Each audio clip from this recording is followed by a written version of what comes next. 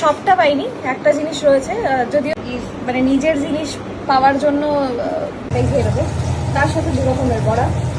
Hello, আমি দেবলীনা।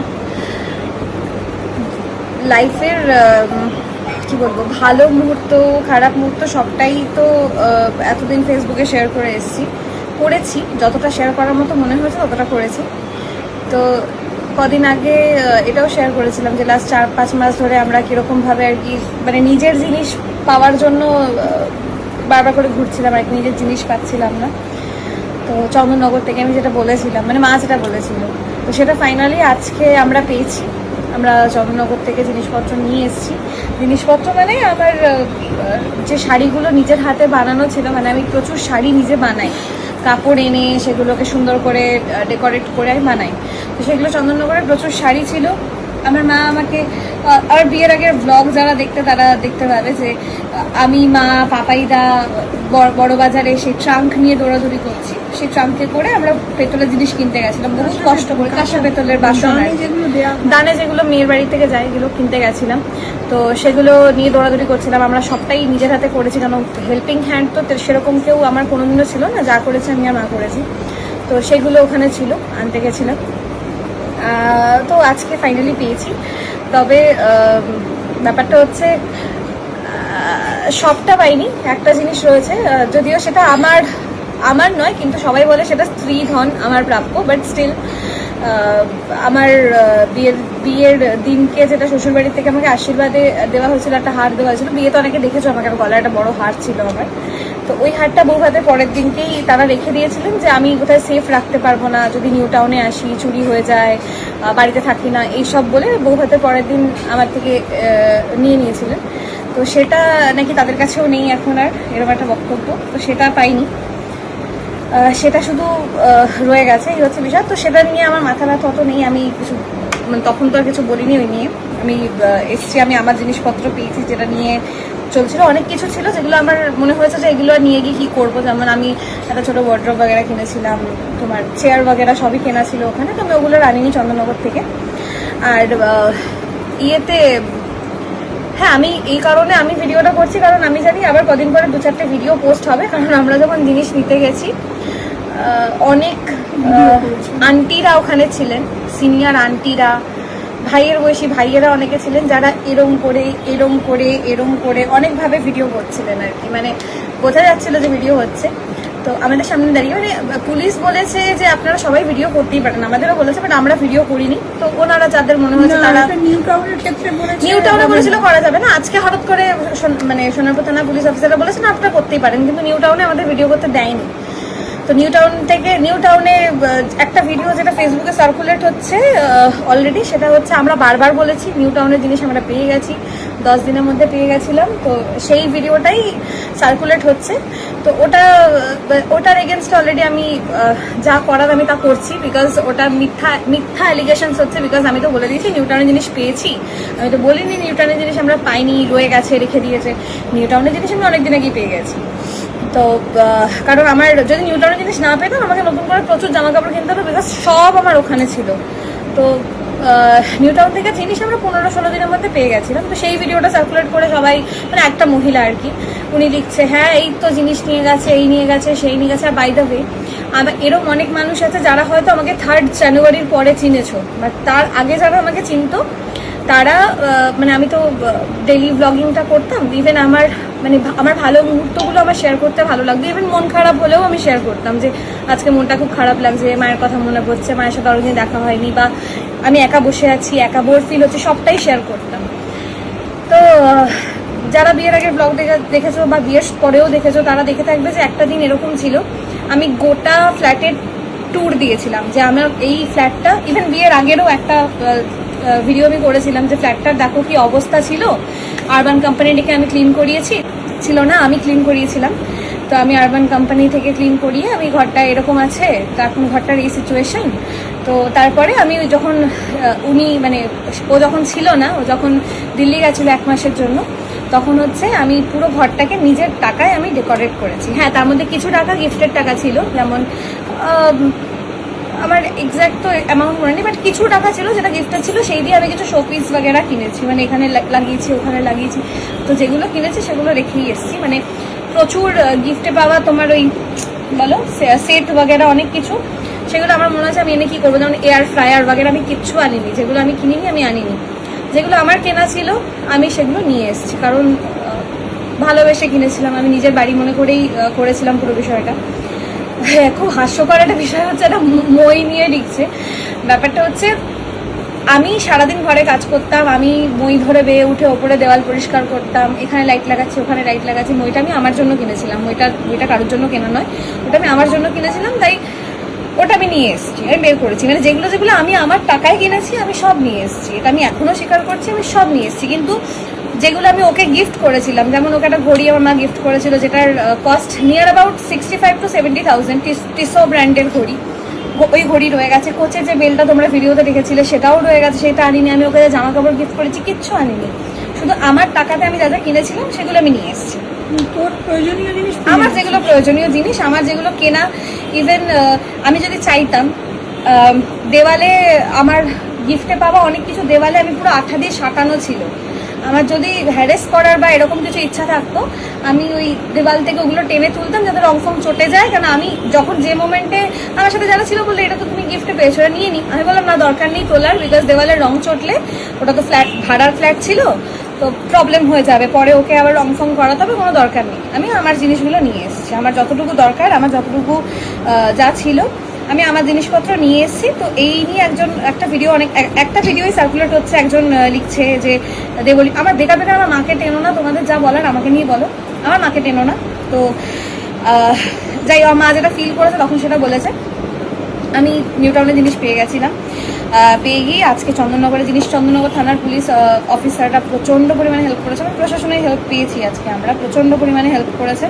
তো finally আমি আজকে হচ্ছে জিনিসপত্র পেয়ে গেছি। কিন্তু সেই আমার শ্বশুর বাড়ির থেকে দেওয়া হারখানা তারা বউ হাতে পরের দিন নিয়ে নিয়েছিল, সেটা তারা রেখেই দিয়েছে, তাদেরই, এটা তাদের বক্তব্য, সেটা তাদেরই, তাই রেখে দিয়েছে, তাতে আমার কোনো সমস্যা নেই।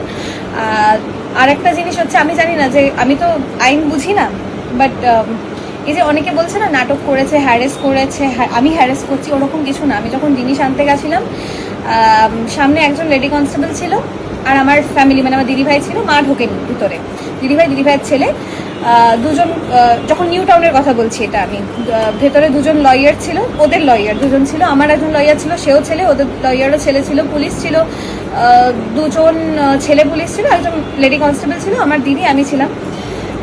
সবার আমি জাস্ট একটা ইনসিডেন্ট বলছি, মানে হ্যারেস কে কাকে করেছে তার থেকে বোঝা যাবে, এটা হচ্ছে ব্যাপার। তো আমি যখন জিনিসপত্র বের করছি, আমি একটা এরকম, এটা প্রত্যেকটা মেয়েরই থাকে, এটা তোমরা জানবে, যে একটা পার্টিকুলারলি ইনারওয়্যারের ব্যাগ হয়, আমরা একটা জায়গায় রাখি। তো আমি সেই ব্যাগটা যখন বের করে বললাম আমার এখানে শুধু ইনারওয়্যার রয়েছে, ব্যাগটা একটু ধরে দিয়ে দাও।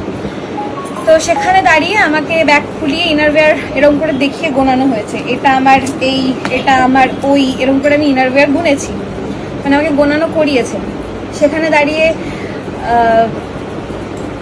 ভাই বলতাম আমি যাকে, সে দাঁড়িয়ে দাঁড়িয়ে মুখ টিপে টিপে হাসছে, তার বন্ধু ছিল একজন, সে হাসছে, ওদের লয়াররা হাসছে।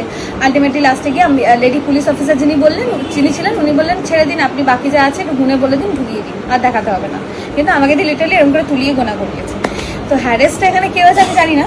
আর যারা বলছে না যে সব প্রি প্ল্যান ছিল, হাবি যাবি, যদি প্রি প্ল্যান থাকতো, তোমরা যারা আমাকে নতুন দেখছো তারা এই কথাগুলো বলছো, যারা প্রথম থেকে দেখে এসছো তারা এই কথাগুলো বলছো না, আমি জানি সেটা। কারণ যারা প্রথম থেকে দেখে এসছো তারা খুব ভালোভাবে জানো যে ওই বাড়িটা, মানে ফ্ল্যাটটা কি ছিল, আর সেটাকে আমি নিজে টাকায় সাজিয়ে গুছিয়ে ধীরে ধীরে কিভাবে, আর ইভেন দিনের পর দিন সারপ্রাইজ দেওয়া, এটা আমার দিক থেকেই ছিল। কারণ আমি যা করেছি ভালোবেসে করেছি, আমার মাথায় কোনোদিন ছিল না।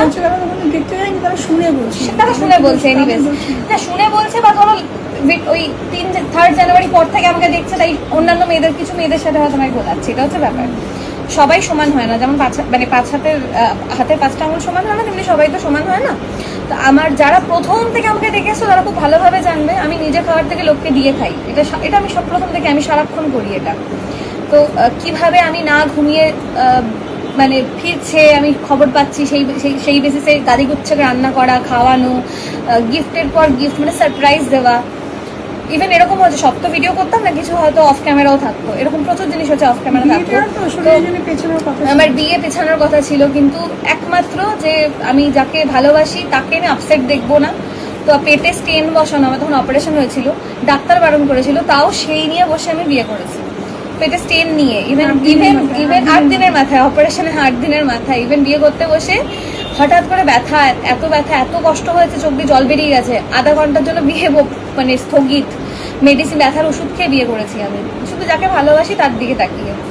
তো যারা হঠাৎ করে দেখেছো বা দেখে ব্যাপারটা বলছো, তারা একবার জাস্ট আমার বিয়ের আগে থেকে কিছু ব্যাপার দেখে এসো, তাহলে বললে আমি মানবো যে তোমাদের এত কিছু দেখে। অ্যাকচুয়ালি কি হচ্ছে, যারা ছোটোর থেকে আমাকে চেনে তারা এখনো আমার পাশে রয়েছে, এত কিছুর পরেও তারা আমার পাশে রয়েছে, কারণ তারা জানে মানুষটা কিরকম বা আমরা কিরকম। যাই হোক, এবার আলটিমেট ব্যাপারটা আমার এটাই যে যেহেতু আমরা খারাপ ভালো আমি সবটাই তোমাদের সাথে শেয়ার করেছি, বিয়ের আগেও বিয়ের পরেও মন খারাপ শেয়ার করেছি, সব কিছু শেয়ার করেছি, মানে খুব হ্যাপি মোমেন্ট সব কিছু। তো আমার যখন এই সেদিনকে মাও যেহেতু ফেসবুকে লাইভ এসে ব্যাপারটা মানে ভিডিও করে ব্যাপারটা বললো যে আমরা পাচ্ছি না, কারণ তখন আমরা কিছু বুঝতে পারছি না যে কী করবো। তারপরে আমরা প্রচুর হেল্প পেয়েছি, ফাইনালি আজকে প্রশাসন হেল্প করেছে, ফাইনালি আজকে আমরা জিনিস পেয়েছি। তো এই জন্যই এটা আমার ভিডিওটা করা, যে আজকে ফাইনালি পেয়েছি। তো আমি জানি যে 2-4 দিন পরে আবার ওই কয়েকটা এরকম ক্যামেরা ঘোরানো, ক্যামেরা দেখানো, এরকম ভিডিও আবার কয়েকটা বেরোবে যেখানে আমরা জিনিসপত্র নিচ্ছি। তো আমি তাদের জন্যই বলে দিচ্ছি যে অলরেডি আমি জিনিস পেয়ে গেছি। থ্যাংক ইউ সবাইকে, প্রচুর রেসপন্স করেছো তোমরা, প্রচুর হেল্প করেছো আমাদেরকে এই বিষয়ে। জাস্ট যারা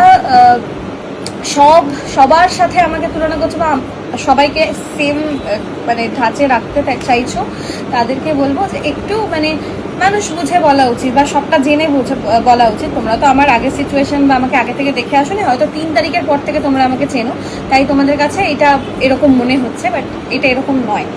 আমি এত খরচা করেছি, এত কিছু করেছি, ওই মানে নাটক করার জন্য তো নয়, অবভিয়াসলি। এই হচ্ছে ব্যাপার। প্রত্যেকটা মেয়েই সংসার করবে বলেই যায় আর কি, করে উঠতে পারে না, সেটা জানি না মানে সবার কারণ আমার মতো হয় কিনা, বাট কিছু মানুষ তো করে উঠতে পারে না আমার মতো কারণেই আর কি, এক হাতে তালি বাজে না, ব্যাপারটা হচ্ছে এটাই। তো anyways thank you so much আবারও সবাইকে, যারা হচ্ছে মায়ের ভিডিওটা দেখে এত হেল্প করেছো। আমার প্রচুর কাছের বন্ধুরা আমাকে হেল্প করেছে, মানে যাদের এখন এই সিচুয়েশনে অনেক বন্ধুদের আমি হেল্প পেয়েছি, তো তাদেরকে অসংখ্য ধন্যবাদ। এই হচ্ছে বিষয়। থ্যাংক ইউ, সবাই ভালো থেকো। Hello, welcome to our kitchen, মানে হচ্ছে দেবরিনা অ্যান্ড চন্দ্রায়ণের কিচেনে সবাইকে স্বাগত। আজকে হচ্ছে গাড়ি করছে, রান্না নিয়ে বসেছি। কোথায় গেল সাথে কোথায় চলে গেল। আজকে আমাদের মেনু হচ্ছে, কালকে একটু ডাল আছে, সে ডালটাই খেয়ে নেবো, তার সাথে 2 রকমের বড়া, একটা নারকেলের বড়া, একটা মুসুর ডালের বড়া, তার সাথে দই কাতলা আর পটল চিংড়ি চলছে আজকে। পটল ভাজা হচ্ছে, এদিকে মাছ ভাজা হয়ে গেছে, এই হচ্ছে চিংড়ি, আলু কাটা হয়ে গেছে, এখানে উনি পেঁয়াজ চপানোর সাথে কোথায় চলে গেছে। আর বড়ার জন্য সব মোটামুটি মিক্সচার বাগেরা রেডি, জাস্ট ভাজতে হবে। আচ্ছা, কালকে যে রেসিপিটা আমরা ট্রাই করেছিলাম, দ্যাট ওয়াজ অসম, মানে গ্রিল চিকেনটা জাস্ট অসম ছিল। আমি মানে কী বলবো, আমি সেটাই খুঁজছিলাম। ও লাভ সার্ভে গেছে, ওকেই খোঁজা হচ্ছিল। যাই হোক, তো কালকের গ্রিল চিকেন রেসিপিটা জাস্ট অসম ছিল। নেক্সট টাইম আমরা আরেকবার বানাবো, তখন রেসিপিটা আমি শেয়ার করে দেবো। বাট তোমরা জেনারেলি ইউটিউবে পেয়েই যাবে কমন একটা রেসিপি। মানে আমি এত দেখেছি, ইউটিউব থেকে বের করেই আমি রান্না করেছি, স্ক্রোল করতে করতে এত মেনু হয়েছে। আমাদের জুনিয়র শেফ চলে এসছে, পেঁয়াজ খাচ্ছে, সার্জিক্যাল গ্লাভস পরে অপারেশন করছে পেঁয়াজের। এমন আনন্দ হচ্ছে আপনার? খুব গরম লাগছে, আজকে সত্যি গরমটা একটু বেশি লাগে।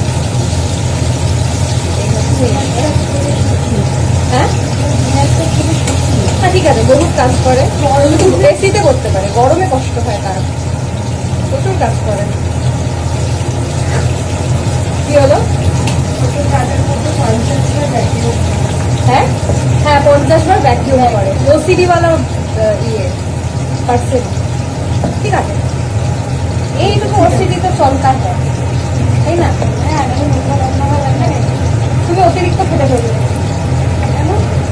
আমি কি বললাম দুটো লম্বা লম্বা করতে হয়ে গেছে ব্যাস, এই দুটোই পেস্ট বানাবো। ভুলে গেছো? দুটো পেস্ট বানাবো, দুটো লম্বা লম্বা কাটো। দুটো পেস্টে এমনি চলে যাবে ছোট ছোট। হ্যাঁ, আর দুটো লম্বা কাটো। ওই দুটো যেটা নামিয়ে রেখেছিলাম লম্বা কাটতে বললাম। অসাধারণ ব্যাপার স্যাপার হচ্ছে আজকে।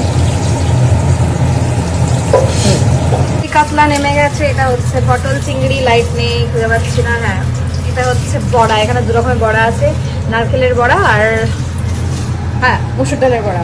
আর তলায় আছে ডাল, এটা হচ্ছে ভাত, এটা হচ্ছে দিদি, এটা হচ্ছে আমি।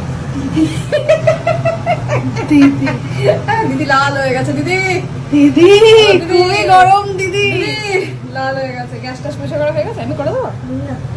Thank you. এবার আমরা খাবো, স্নান করে গিয়ে খাবো। তুমি আগে স্নান করো, তারপর আমি করবো। আমি একটু রেস্ট নেবো। ঘেমে স্নান করে গেছি, রান্নাঘর থেকে বেরোইনি আমি। সত্যি যা গরম আজকে, ওরা হেভি কষ্ট হচ্ছে, আমার হেভি কষ্ট হচ্ছে। যা গরম, বাইরে রোদটা দেখেছো? দেখো কি রোদ বাইরে। আচ্ছা বাইরে, হ্যাঁ অনেকে ভাবছিলে যে ও আমার বাড়িতে থাকে না, আমি ওর বাড়িতে থাকি। কেউ হচ্ছে কারোর বাড়িতে থাকে না। ব্যাপারটা হচ্ছে আমি ওর উল্টো থেকে দরজায় থাকি, তাই রান্না বান্না একসাথেই করি। ও একাই থাকে, আমি একাই না, মানে মাঝে মধ্যে আমি একা থাকি, ও মোস্ট অফ দ্য টাইম একাই থাকে। দ্যাটস ওয়াই রান্না বান্নাটা এক জায়গায় হয়। এই হচ্ছে বিষয়। তো বাবা এবার একটু বসে তারপর খাবো। খেয়ে দিয়ে তারপর ওই রিভিউ দেবে। রান্না আমি করেছি মানে ও রিভিউ দেবে কেমন হয়েছে। খেতে খেতে আমাকে রিভিউ দেবে কেমন হয়েছে, ঠিক আছে? শুনতে পেয়েছো কি তুমি আমি কি বলছি? ওকে, ঘরে ঢুকে গেছো তুমি। কেমন হয়েছে বলো? কোনটা বেশি ভালো হয়েছে? এটা ভালো লেগেছে বড়াটা। তুমি কাতলা খাওনি তো এখন? আমি এখন শুধু বড়া আর ডাল দিয়ে খেয়েছি, আমার এখনো খাওয়া হয়নি। अपने साथी जान पहचान हम लोग अपने हाथों चुपचाप बैठे रहेंगे वहां